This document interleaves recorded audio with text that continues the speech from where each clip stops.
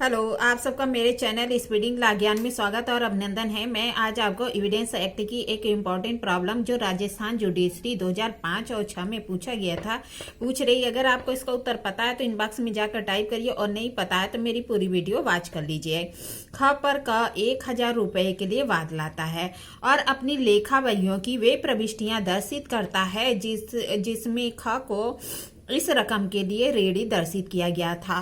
क्या ऐसी प्रविष्टियां सुसंगत और पर्याप्त है? क्या कह रहा है? ख पर का 1000 रुपये के लिए वाद लाता है और अपनी लेखा बहियों में वे प्रविष्टियां दर्शित करता है जिसमें ख को उस रकम के लिए रेडी बताया गया था। क्या ऐसी प्रविष्टियां सुसंगत और पर्याप्त है? आइए देखिए प्रॉब्लम का सलूशन क्या कहता है। प्रस्तुत समस्या जो एविडेंस एक्ट की धारा 34 है उसके दृष्टांत पर आधारित है। एविडेंस एक्ट की धारा 34 पर के दृष्टांत पर आधारित है। धारा 34 में उबंधित है कि लेखा पुस्तकों में प्रविष्टियां कब सुसंगत होती। जो एविडेंस एक्ट की धारा 34 है उसमें क्या उबंधित है? कहता है लेखा बहियों में जो प्रविष्टियां होती हैं कब सुसंगत होती है उसके बारे में प्रावधान किया गया है। धारा 34 लेखा पुस्तकों की प्रविष्टियां कब सुसंगत होती हैं तो कहता है कि कारोबार के अनुक्रम में नियमित रूप से रखी गई लेखा पुस्तकें, कारोबार के जो अनुक्रम में अगर नियमित रूप से कोई लेखा पुस्तक में की गई प्रविष्टियां जब कभी वे उस विषय का निर्देश करती हैं जिसमें न्यायालय का जांच करना है, सुसंगत है। क्या कह रहा है? लेखा बहियों में जो कारोबार के अनुक्रम में नियमित रूप से रखी गई लेखा बहियां उसमें कोई प्रविष्टि की गई है तो जब न्यायालय में जांच का विषय होता है तब वो सुसंगत होता है, किंतु अकेले ऐसे कथन के आधार पर किसी व्यक्ति के दायित्व को भारित नहीं करने के लिए पर्याप्त साक्ष्य नहीं होती। मतलब कहेंगे कि अगर कारोबार के अनुक्रम में नियमित रूप से कोई लेखा बहियां में कोई प्रविष्टि की गई है और वह न्यायालय में जांच का विषय है तो सुसंगत है, लेकिन केवल ऐसे ही कथन के आधार पर किसी व्यक्ति के दायित्व को भारित नहीं किया जा सकता। धारा 34 यह उबंधित करती है कि कारोबार के अनुक्रम में नियमित रूप से रखी गई लेखा पुस्तकों में प्रविष्टि जांच न्यायालय के को करना है तो सुसंगत होगी, लेकिन और इसलिए ग्राह्य होती है।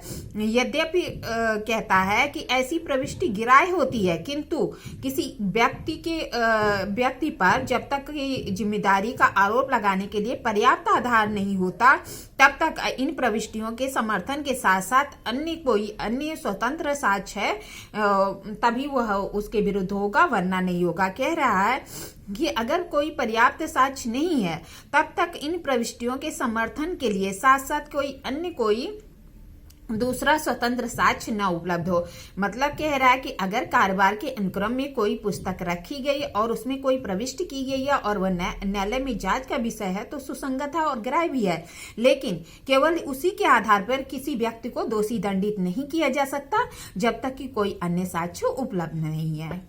धारा 34 में के आवश्यक तत्व है। क्या कहता है धारा 34 के क्या आवश्यक तत्व है? कहता है कि यह आवश्यक है कि लेखा पुस्तकें कारोबार के अनुक्रम में नियमित रूप से तैयार की जाती है।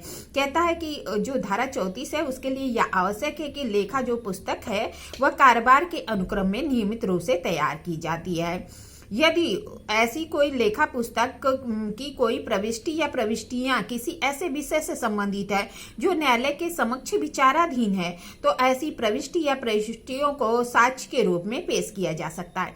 कह रहा है कि अगर कोई लेखा पुस्तकों में कोई प्रविष्टि की गई है और वह न्यायालय में जांच के लिए विचाराधीन है तो ऐसी प्रविष्टि साक्ष्य के रूप में पेश किया जा सकता है और वह सुसंगत है, किंतु केवल ऐसी प्रविष्टि के आधार पर न्यायालय किसी व्यक्ति को उत्तरदायी नहीं बना सकता। और क्या कह रहा है कि प्रविष्टि की सत्यता की पुष्टि के लिए कोई अतिरिक्त साक्ष्य का दिया जाना आवश्यक है। मतलब पहला कह रहा है कि अगर कोई लेखा पुस्तकें हैं तो कारोबार के अनुक्रम में नियमित रूप से तैयार की जाती हैं और फिर कह रहा है कि अगर लेखा पुस्तकों में कोई प्रविष्टि की गई है जो कि न्यायालय में जांच के लिए विचाराधीन है तो वह प्रविष्टि क्या होगी, सुसंगत होगी और न्यायालय में साक्ष्य के रूप में पेश की जाएगी। किंतु कहता है कि लेकिन ऐसी प्रविष्टि के आधार पर ही न्यायालय किसी व्यक्ति को उत्तरदायी नहीं बना सकता। प्रविष्टि की सत्यता की पुष्टि के लिए कोई अन्य साक्ष्य का दिया जाना आवश्यक है। कहता है कि न्यायालय केवल इसी प्रविष्टि के आधार पर जो लेखा पुस्तक में की गई है किसी व्यक्ति को लायबल नहीं ठहराएगा, उत्तरदायी नहीं बनाएगा जब तक कि कोई अन्य जो है एविडेंस नहीं होगा, तब तक वह किसी व्यक्ति को उत्तरदायी नहीं बनाएगा। प्रस्तुत समस्या में ख पर का 1000 रुपए के लिए वाद लाता है और लेखा पुस्तकों में वे प्रविष्टियां दर्शित करता है जिसमें कि ख को उस रकम के लिए उसका रेडी दर्शित किया गया है। मतलब क्या कह रहा है कि ख पर का वाद लाता है और वह लेखा पुस्तकों की प्रविष्टियों को दर्शित करता है जिसमें कि ख पर उस रकम के लिए रेडी दर्शित किया गया था। प्रस्तुत मामले में धारा 34 के अनुसार चूंकि का ने अपनी लेखा बहियों में न्यायालय के समक्ष प्रस्तुत किया जिसमें उसने रेडी की प्रविष्टि की गई है, ऐसी प्रविष्टि साक्ष्य में सुसंगत है।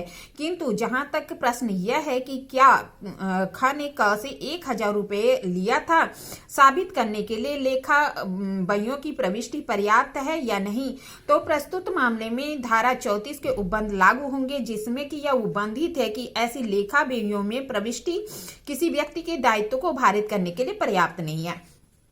कह रहा है कि जो वो यह दर्शित किया गया है लेखा बहियों में कि ख का रेडी है, तो वह लेखा बहियां पेश की जाती हैं तो वह सुसंगत तो होंगी, लेकिन किसी व्यक्ति के दायित्व को अधोरोपित करने के लिए यानी उसे दोषी दंडित करने के लिए केवल लेखा बहियों की प्रविष्टि के आधार पर ही उसे दोषी दंडित नहीं किया जाएगा जब तक कि कोई अन्य साक्ष्य उपलब्ध नहीं हो। अन्य कोई एविडेंस होगा तभी उसे दोषी दंडित किया जाएगा, वरना खाली लेखा बहियों के आधार पर उसे दोषी दंडित नहीं किया जाएगा, यद्यपि वह जो साक्ष्य है वह सुसंगत होता है। अतः प्रस्तुत समस्या में क द्वारा लेखा बहियों में ख को दिए गए ऋण की प्रविष्टियां सुसंगत है कि ऋण साबित करने के लिए पर्याप्त नहीं है।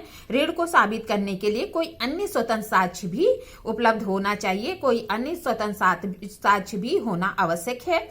इस तरह मैंने आपको प्रॉब्लम बताई, प्रॉब्लम का सॉल्यूशन बताया। ऐसी ही अच्छी प्रॉब्लम के लिए मेरा चैनल सब्सक्राइब करिए, लाइक और कमेंट करिए और अपने फ्रेंड सर्किल में या अपने जान पहचान वालों में शेयर करिए और मेरा चैनल सब्सक्राइब कर लीजिए ताकि कोई भी वीडियो आपको तुरंत मिल जाए। ठीक है, धन्यवाद, थैंक यू।